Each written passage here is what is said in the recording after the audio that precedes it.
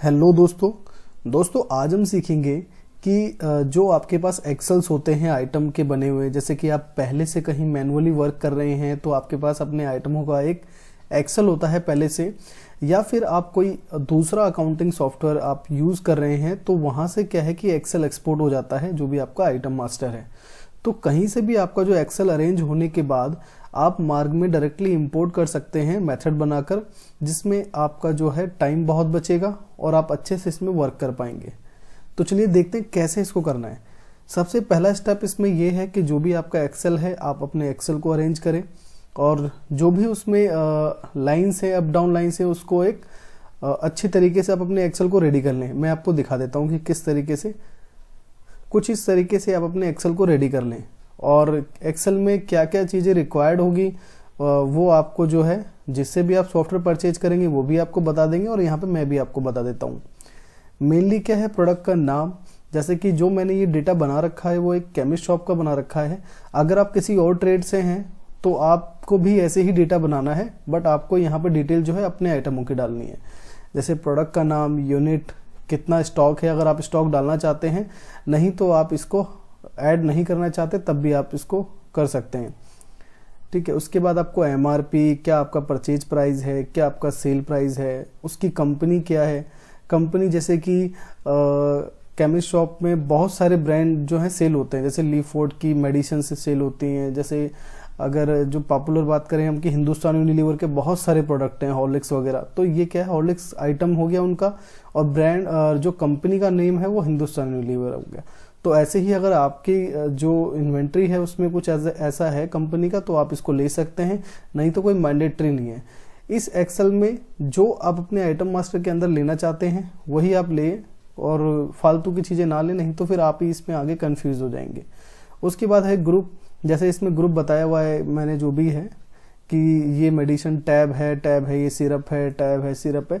तो इस तरीके से अगर आपका कोई जो भी ट्रेड है, जैसे सपोज कि आप एफएमसीजी में हैं तो जितने भी मतलब नमकीन्स हैं, कुरकुरे हैं, अब उसमें भी बहुत सारे ब्रांड्स होते हैं कि मतलब अलग अलग वेरिएंट्स होते हैं, तो आप अपने हिसाब से अपने ग्रुप को सेट कर सकते हैं, चाहे आप किसी भी ट्रेड के हों।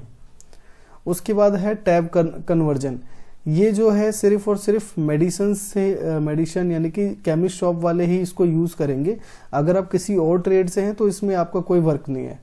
मैं फिर भी आपको बता देता हूँ, टैब कन्वर्जन ये है कि अगर एक पत्ते में 10 गोली है, दुकान पे अगर कोई पर्सन 2 गोली खरीदने आता है, पत्ते का रेट अगर 10 रुपये है, अगर वो 2 गोली भी अगर उसको बेचेगा तो 2 रुपये का प्राइस उसको दिखेगा सेल प्राइस के अंदर ऑटोमेटिक। तो ये उनके लिए यूज़ होता है। अगर आप किसी और ट्रेड से हैं और इस वीडियो को अगर देख रहे हैं तो आप इसको यूज़ मत करना। अगर आप केमिस्ट शॉप से ही हैं तो आप इसको यूज़ कर सकते हैं। उसके बाद जो भी आपका जीएसटी है, मैंने तो यहाँ पे आपको समझाने के लिए सिर्फ 5% डाल दिया, बाकी आपके आइटम का जो भी जीएसटी हो, जिसपे 12 हो, 18 हो, तो आप अपने अकॉर्डिंग अपने आइटम को अच्छे तरीके से यहाँ पे एक्सेल में डिज़ाइन कर लें। अगर किसी सॉफ्टवेयर से एक्सपोर्ट करते हैं तब भी आप उसको कॉपी पेस्ट करके उसको अच्छे से डिज़ाइन कर लें, ताकि प्रॉपर आपको पता रहे कि आपके कितने आइटम है, क्या यूनिट है, क्या परचेज प्राइस है, क्या सेल प्राइस है। तो एक्सेल रेडी होने के बाद अब आपको सॉफ्टवेयर में क्या करना है।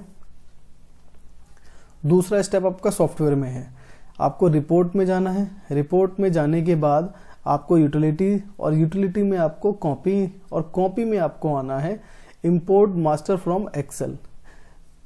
आप जैसे इस पर क्लिक करेंगे तो सबसे पहले आपको जो है मेथड क्रिएट करना है। ठीक है, तो मेथड आपको सबसे पहले जो आपको ऑप्शन दिख रहा है आइटम मास्टर मेथड, इसी पे आपको एंटर करना है। मैं इससे पहले मैं आपको दिखा देता हूं कि मेरे पास अभी आइटम क्या है क्या नहीं है, ताकि हम अच्छे से रिजल्ट देख पाएं। अब मैं अपने आइटम मास्टर में जाऊं तो मेरे आइटम मास्टर में एक भी आइटम अवेलेबल नहीं है। ठीक है,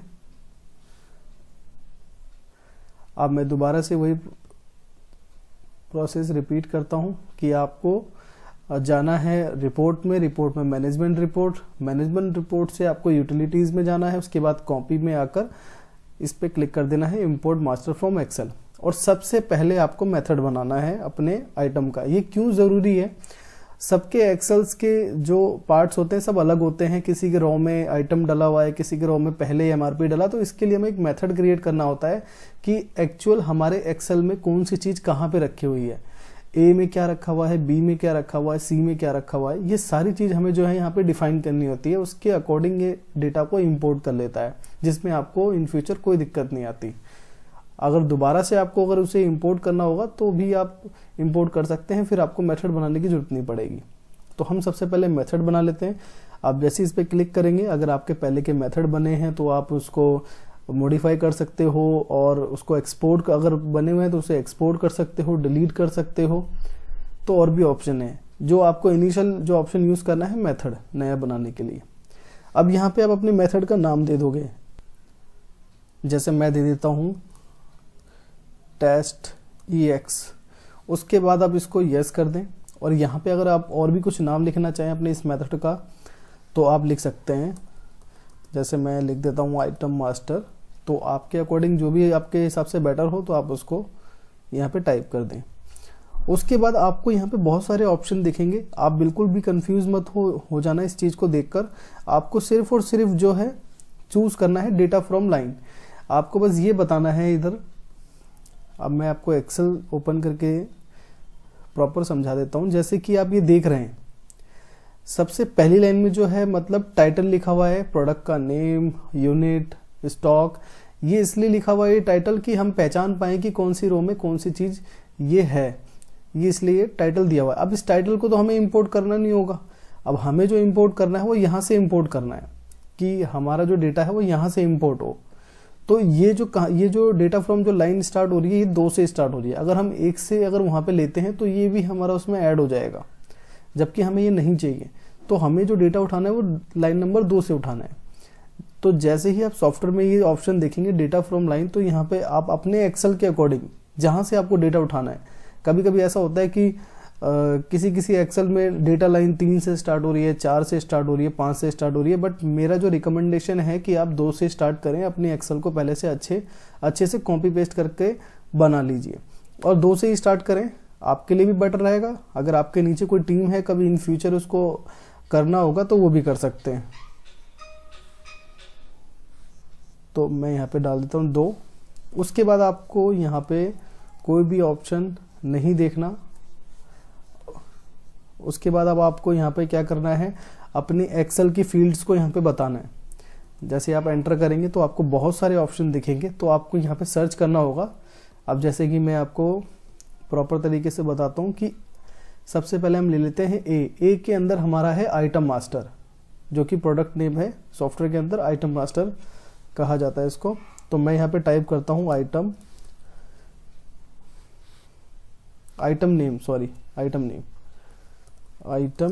नेम। अब आइटम नेम जैसे मैंने सर्च किया तो यहाँ पे बहुत सी चीजें आ रही है। तो आपको जो लेना है आइटम नेम विद पैकिंग है या विदाउट पैकिंग है। जो हमने अभी आइटम ले रखा है वो विद पैकिंग है। अगर आपने अलग से एक टैब बना रखा है पैकिंग का तो आप विदाउट पैकिंग चूज करेंगे। तो अभी मैं जो है ये चूज कर लेता हूं। और यहाँ पे आपको कुछ नहीं डालना। आप जैसे ही एंटर करेंगे तो यहाँ पे आपको बताना है ए। इन सभी के मीनिंग है, मैं आपको जो इसके अगली वीडियो होगी मैं अच्छे से इसमें बताऊंगा कि इन सब के क्या मीनिंग है और कहाँ पे आपको कौन से ऑप्शंस को चेंज करने से क्या इफेक्ट होगा। तो आप इसको जो ट्रिम है यहाँ पे आप डिफॉल्ट कर दें, ठीक है। ऐसे ही आप सेकंड ऑप्शन अपना एक्सेल ओपन करेंगे आप। अब जैसे सेकंड में है यूनिट, तो आप यहाँ पे टाइप करेंगे आइटम यूनिट पे आपने एंटर किया। पहला टैब आप छोड़ देंगे, दूसरे टैब में बी प्रेस करके इसको डिफॉल्ट कर देंगे। और ऐसे ही आप एक्सेल में अपने तीसरे पॉइंट को देख लें, स्टॉक। तो ऐसे ही यहाँ पे आप उसको आइटम स्टॉक और पहला टैब छोड़ के सी में। उसके बाद ये डिफॉल्ट ऑटोमेटिक सेट हो जाएगा। अब जितने भी आप यहाँ पे डालते जाएंगे अपने रो, लास्ट में डिफॉल्ट ऑटोमेटिक आएगा। उसके बाद है एमआरपी, तो आप यहाँ पे सर्च करेंगे आइटम एमआरपी और ये है आपका डी में। उसके बाद आपका एक्सेल में है परचेज प्राइस, तो आप यहाँ पे लिखेंगे item rate. Purchase price type नहीं करना आपको, आइटम रेट टाइप करना है। आइटम रेट ही आपका परचेज प्राइस होता है। और पहला टैब छोड़ के आप प्रेस कर देंगे। उसके बाद देखेंगे नेक्स्ट आपका है सेल प्राइस, तो यहाँ पे आप टाइप करेंगे रेट ए। अब आपको रेट ए में डालना है, क्योंकि रेट ए बी सी जो आपने देखा अभी ये सारे आपके सेल रेट होते हैं। ये है आपका एफ में। उसके बाद हम जी में देखें, जी में क्या है, कंपनी का नेम, आइटम कंपनी नेम। तो आप यहाँ पे एंटर करें और लिखें यहाँ पे कंपनी, ठीक है, कंपनी नेम ये चूज कर लेना है आपको। और ये है हमारे जी में, इसको डी प्रेस करके डिफॉल्ट। उसके बाद है ग्रुप, आप फिर यहाँ पे टाइप करें ग्रुप, यहाँ पे आ गया आइटम ग्रुप साल्ट जो भी। उसके बाद ये कौन से टैब में है, एच में।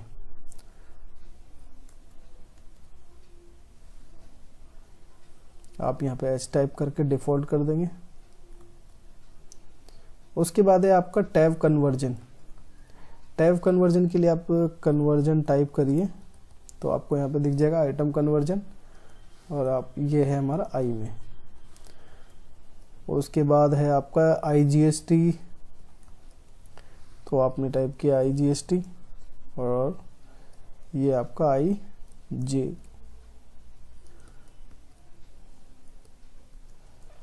और फिर उसके बाद है आपका SGST, ये है आपका K में। और उसके बाद है CGST, और ये है आपका L में। एक बार फिर भी कंफर्म कर लेते हैं, JKL। अब यहाँ पे और कुछ नहीं है। अब यानी कि हमारा मेथड कंप्लीट हो चुका है। हमने ये बता दिया है कि हमारे एक्सेल में कौन सी चीज़ कहाँ पे रखी हुई है। उसके बाद आप इसको सेव करके अपने एक्सेल को क्लोज कर दें।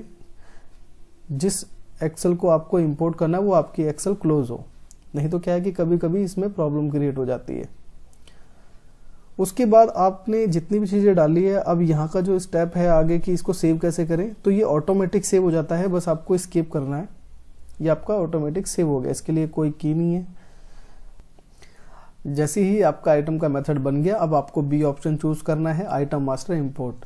जैसे आप इस पर क्लिक करेंगे, अब यहाँ पे आपके कंप्यूटर का पाथ खुल जाएगा कि आपकी फाइल किस लोकेशन पे है। आप डायरेक्टरी पे क्लिक करके बता सकते हैं। जैसे मेरी जो फाइल है वो डेस्कटॉप पे है, तो मैं डेस्कटॉप पे चूज कर लेता हूँ। उसके बाद आप इसको मैंने आइटम मास्टर के नाम से सेव की हुई, तो आइटम मास्टर ये अवेलेबल है, और मैंने इसको सिलेक्ट कर दिया, और उसके बाद मैंने एंटर कर दिया। जैसे ही आप एंटर कर देंगे तो आपको ये पूछेगा कि आप किस मेथड से इसको इंपोर्ट करना चाह रहे हैं। जैसे कि सपोज कि कभी कभी क्या होता है कि बहुत टाइप के एक्सेल हो जाते हैं और आपके अलग अलग मेथड भी हो जाते हैं, तो आपको बताना होता है कि आप किस मेथड से इसको इंपोर्ट करना चाहते हैं। तो इसमें भी एक ही मेथड है जो हमने बनाया था, और यदि किसी आइटम के यूनिट में नहीं डला होगा तो बाय डिफॉल्ट के पीसेस पिक कर लेगा, तो इसको भी आपको एक्सेप्ट कर देना है। और जैसे ही आप एक्सेप्ट करेंगे तो आपके जितने भी आइटम्स होंगे वो आपका इंपोर्ट हो चुका है कम्प्लीटली। और इसको जैसे आप ओके करेंगे और स्केप करके आप अपने आइटम मास्टर में जाके देखिए। मैं डायरेक्टली कंट्रोल आई से आ गया, तो देखिए आप कि आपका आइटम इंपोर्ट हो चुका है। पहले हमारे इसमें कोई भी आइटम अवेलेबल नहीं थे, अब हमारे मोस्टली सारे आइटम अवेलेबल हैं। अब इस पे मैं F3 करके देखता हूँ कि जो हमने GST वगैरह डाला है वो हमारा आया है या नहीं आया है। बिल्कुल आया है, आइटम का नाम भी आ गया हमारा, उसके बाद GST वगैरह है, कंपनी जो हमने डाली है। उसके बाद जो है आप यहाँ पे देख रहे हैं साल्ट, इसको साल्ट के लिए भी यूज़ करते हैं कुछ, और कुछ जो है इसको ग्रुप के लिए भी यूज़ करते हैं। तो जो भी हमने ग्रुप चूज़ किया था वो यहाँ पे आप देख रहे हैं। उसके बाद हमने जो MRP डाली थी, परचेज रेट डाला था, वो सारा का सारा इसमें आ गया। उसके बाद हमने कन्वर्जन भी डाला था, कन्वर्जन भी इसमें आ गया। तो दोस्तों किस तरह से आइटम मास्टर को इंपोर्ट करना है आसान तरीके से, ये बहुत अच्छी तरह आप समझ चुके होंगे। कोई भी अगर आपको दिक्कत आती है तो आप मुझे कमेंट करिए, मैं आपकी हेल्प जरूर करूँगा। Thanks for watching.